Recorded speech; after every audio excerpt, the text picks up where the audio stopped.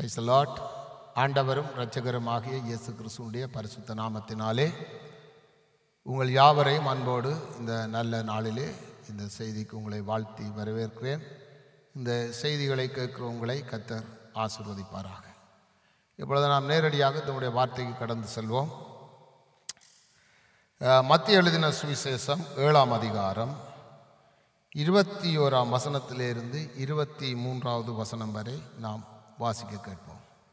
பரலோகத்தில் இருக்கிற என் பிதாவின் சித்தத்தின்படி செய்கிறவனே பரலோக ராஜ்யத்தில் பிரவேசிப்பானே அல்லாமல் என்னை நோக்கி கர்த்தாவே கர்த்தாவே என்று சொல்லுகிறவன் அதில் பிரவேசிப்பதில்லை. அந்நாளில் அநேகர் என்னை நோக்கி கர்த்தாவே கர்த்தாவே, உமது நாமத்தினாலே தீர்க்க தரிசனம் உரைத்தோம் அல்லவா, உமது நாமத்தினாலே பிசாசுகளை துரத்தினோம் அல்லவா, உமது நாமத்தினாலே அநேக அற்புதங்களை செய்தோம் அல்லவா என்பார்கள். அப்பொழுது நான் ஒரு காலம் உங்களை அறியவில்லை, அக்கிரம செய்கைக்காரரே, என்னை விட்டு அகன்று போங்கள் என்று அவர்களுக்கு சொல்லுவேன். ஆமென். கர்த்தருடைய பரிசுத்த நாமத்துக்கு மகிமை உண்டாவதாக. இந்த பகுதி அநேகருக்கு சில வேளையில் ஒரு பெரிய போராட்டத்தை இல்லாது போனால் ஒரு சஞ்சலத்தை உண்டு பண்ணக்கூடியதாக, தேவன் ஏன் இப்படி பேசுகிறார், அவருடைய நாமத்தினாலே தானே ஊழியத்தை செய்கிறோம், அவருடைய நாமத்தை தானே மகிமைப்படுத்துகிறோம், அவருடைய நாமத்தினாலே அற்புதம் நடக்கிறது, அவருடைய நாமத்தினாலே அதிசயம் நடக்கிறது, அவருடைய நாமத்தினாலே ஆசீர்வாதம் உண்டாகிறது. அப்படி இருக்கிற பொழுது இந்த தேவனிடத்திலே கடைசியாய் போகிற பொழுது சொல்கிறாராம், அக்கிரமக்காரரே, அக்கிரம செய்கைக்காரரே. அப்போ செய்கை, அக்கிரம செய்கைக்காரரே, என்னை விட்டு அகன்று போங்கள், உங்களை நான் அறியேன் என்று சொல்லுவேன். ஏன் இந்த ஊழியம், எதற்காக நாங்கள் இந்த ஊழியத்தை செய்யணும்? இது என்ன ஒன்றும் விளங்காதது போல, குருடனுக்கு வழிகாட்டுகிறது போல இருக்கிறது, ஒன்றுமே புரியவில்லை, இது என்ன என்று ஒருவேளை ஊழியம் செய்கிற நமக்கு கூடி இப்படி கேள்வி எழும்பலாம். என்றால் அதை சரியாய் புரிந்து சரியாய் தெரிந்து கொள்ளாவிட்டால் இது அநேகருக்கு இடரலாக இருக்கும். ஆனால் வேதம் பொய் சொல்லாது. வேதம் என்றால் ஆண்டவர், வார்த்தையும் ஆண்டவரும் ஒன்று, அதனாலே ஆண்டவர் பொய் சொல்ல மாட்டார். நான் உங்களுக்கு ஒரு சாட்சி சொல்றேன், கேட்டுக்கொள்ளுங்கள்.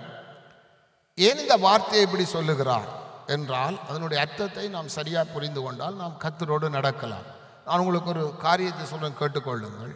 நான் முற்றிலும் தேறினவன், முற்றிலும் தேறி சரியாக வந்து நின்று இந்த பிரசங்கத்தை செய்கிறேன் அப்படி என்று நான் சொல்ல வரவில்லை. எல்லாரும் மனிதர்கள், குறைகள் ஏற்றத்தாழ்வுகள் இருக்கும். நாம் ஒருவரை குற்றப்படுத்தவோ குறை சொல்லவோ நான் தான் சரி என்று சொல்லுவதற்கு எந்த மனிதனாலும் கூடாது. நான் தான் சரி என்று சொல்லத்தக்கவர் ஒரே ஒருவராக ஆண்டவராக இயேசு, மற்றபடி யாரும் சொல்ல முடியாது. அப்படி இருக்கிறவங்க இந்த வசனத்தின் அர்த்தம் என்ன பிரதர், இதைத்தான் சொல்லுங்களேன், நாங்கள் உற்று கேட்கிறோம் என்று நீங்கள் இருக்கிறீர்களா? நான் உங்களுக்கு ஒரு மனிதனை சொல்லுகிறேன், கேளுங்கள். பில்லி கிரஹாம் என்று சொல்லி ஒரு தேவனுடைய மனிதன் அமெரிக்காவிலே இருந்தார். அவர் மரிப்பதற்கு 3 மாதம், 100 வயசு முடிவதற்கு 3 மாதம் இருக்கிற பொழுது மரித்து விட்டார். அவர் மிகவும் ஒரு மகிமையான தேவனுடைய ஊழியத்தை செய்த ஒரு மனிதன், இந்த உலகம் அவர் அறிந்ததுண்டு. ஆனால் ஒரு நாள் அவருடைய மகனிடத்திலே சென்று, பேப்பர் ரிப்போர்ட்டர் சென்று ஒரு கேள்வியை கேட்டார்கள். என்ன கேள்வி கேட்டார்கள் என்றால், உங்களுடைய அப்பா பில்லி கிரஹாம் எப்படி இருக்கிறார், இவர் பிரசங்க பீடத்திலே பிரசங்கம் பண்ணுவது போல உங்களுடைய வீட்டிலே அப்படி வாழுகிறாரா என்று மகனிடத்திலே, சொந்த மகனிடத்திலே போய் கேள்வியை கேட்டார்கள். அப்போ அவருடைய மகன் சொன்னாராம், என்னுடைய அப்பா பிரசங்க பீடத்திலே எப்படி பிரசங்கம் பண்ணுகிறாரோ அப்படித்தான் இருப்பார், வீட்டில் எப்படி இருக்கிறாரோ அப்படித்தான் உலகத்தில் மக்கள் மத்தியிலும் இருப்பார், அவர் பிரசங்கம் பண்ணுகிறவர் மாற மாட்டார் அப்படி என்று சொல்லி மகன் தகப்பனை குறித்து ஒரு சாட்சி சொன்னார். அப்போ என்ன காரியம் என்றால், நாம் தேவனுடைய பிள்ளைகள் வசனத்தை வாசிக்கிறோம், ஆலயத்துக்கு செல்லுகிறோம், கிரியைகளை செய்கிறோம், வார்த்தைகளை கேட்கிறோம்.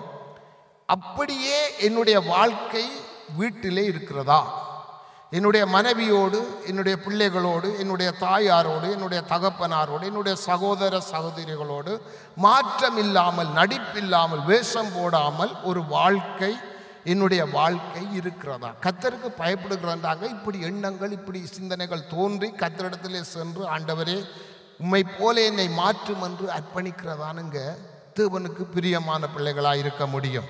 அதனாலே அங்கே என்ன சொல்லுகிறார் என்றால், நீங்கள் ஆலயத்திலே ஒரு வாழ்க்கை வாழ்ந்துவிட்டு, வேலைத்தரங்களிலே ஒரு விதமான வாழ்க்கை வாழ்ந்துவிட்டு, மக்கள் மத்தியிலே என்னை அறியாத உலக மக்கள் மத்தியிலே வாழ்ந்துவிட்டு, உங்களுடைய விருப்பப்படி அற்புதங்களை செய்கிறது கர்த்தர். அது கர்த்தருக்கு மகிமை. அதையெல்லாம் எங்களுடைய தலையிலே மாலையாக போட்டு அணிந்து கிரீடமாக வைத்து உலகத்துக்கு காண்பித்து, நாங்கள்லாம் உண்மையான உத்தமமான ஊழியக்காரன் காண்பிக்கிறது வரத்துக்கும் அவருடைய அற்புதங்களுக்கும் அடையாளங்களுக்கும் எந்த மனிதர்களுக்கும் சம்பந்தமில்லை. ஆனால் அவைகளை ஒரு மனுஷனை வைத்துத்தான் செய்கிறார் ஆண்டவர். இதை நாம் முதலாவதாக விளங்கி கொள்ள வேணும்.